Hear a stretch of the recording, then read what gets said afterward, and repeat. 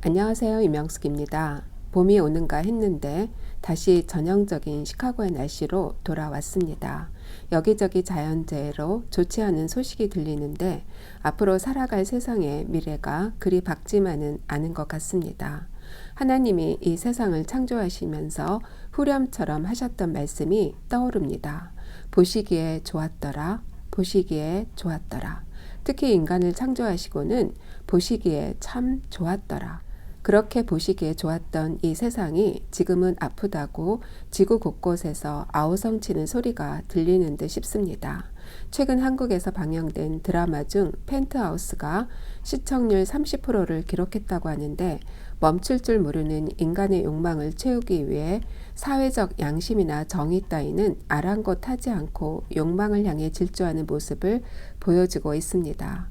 한 시대의 사회상을 알려면 그 시대에 유행하고 있는 드라마나 소설 한 편을 보면 된다고 하는데 이것이 이 시대 사람들의 의식구조를 대변하고 있는 건 아닌지 가슴이 먹먹했습니다. 하이테크 시대에 모럴 터치를 필요로 한다고 한 미래학자가 표현했듯이 사랑의 결핍 현상이 더 높은 욕망을 추구하는 현상으로 나타나는 건 아닌지 깊이 생각을 해봅니다. 오늘 소개해드릴 묵상 에세이는 박영선 목사님의 기도라는 책입니다. 기도는 늘 우리에게 많은 이슈를 던져주는 화두라고 할 수 있죠. 기도는 어떻게 해야 되나? 기도에 대한 오해나 착각을 되짚어주고 기도할 때 신자로서 취해야 될 태도와 위치에 대해서 다루고 있는 책입니다. 우리의 기도를 들으시는 하나님은 어떤 원칙을 세워놓으신 분이 아니라 무작정 주님 앞에 나와 때로는 절규를 때로는 변명을 해도 깊은 공감과 이해로 우리를 대하시는 인격적인 존재라는 거예요. 기도를 하면 반드시 응답을 주셔야 한다는 거래의 수단이 목적이 아니고 나의 상태를 온전히 알고 하나님이 어떻게 일하시는지를 확인하면서 하나님과의 관계를 쌓아가는 것에 초점을 맞춰야 한다고 저자는 이야기합니다. 정당한 사람, 정당한 기도라는 제목의 글을 읽어드리겠습니다. 우리는 교회를 위해 기도하면서도 우리 교회가 다른 교회보다 나아지게 해 주십시오 라는 식으로 간구하기 쉽습니다.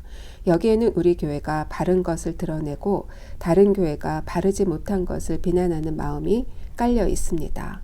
우리의 오름이 다른 일을 정죄하는 용도로 사용되어선 안 됩니다.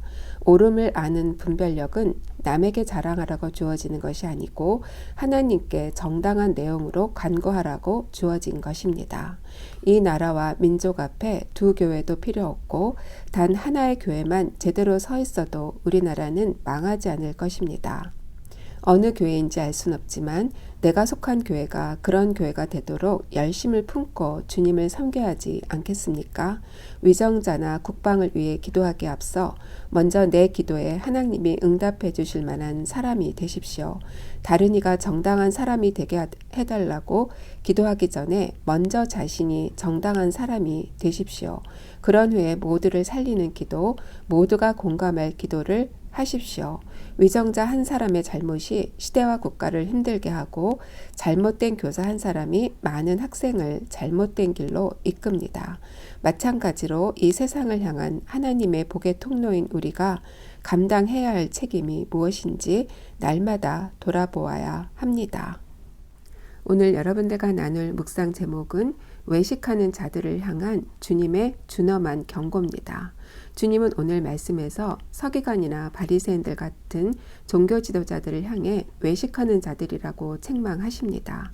화 있을진저 외식하는 서기관들과 바리새인들이여, 너희는 천국문을 사람들 앞에서 닫고 너희도 들어가지 않고 들어가려 하는 자도 들어가지 못하게 하는도다.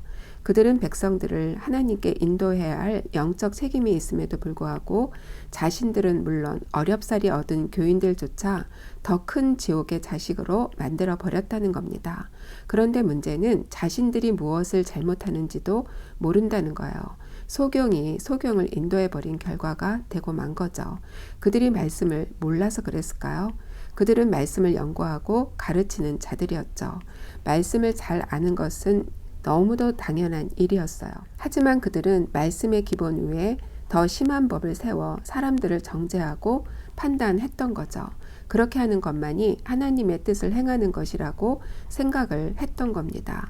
실제로 유대인들은 십계명은 물론 그 외에 지켜야 될 율법 조항이 613개나 있고 그러한 것들을 실생활에서 어떻게 지켜야 하는지를 율법 학자들이 법을 해석하고 정리를 했다고 합니다. 많은 것들이 탈무드에 기록되어 있는데 이러한 것들을 장로의 유전이라고 하죠. 율법이 굴레가 된 겁니다.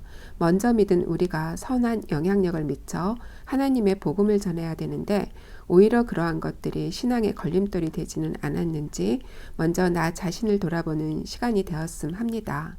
자기만의 말씀 해석으로 성경을 오역하고 허울만 그럴듯한 믿음을 과시하는 바리새인 같은 위선자는 아닌지 돌아보기를 원합니다.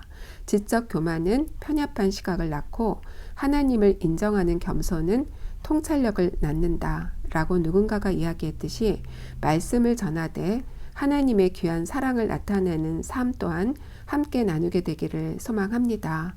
여러분들 다음 시간까지 샬롬.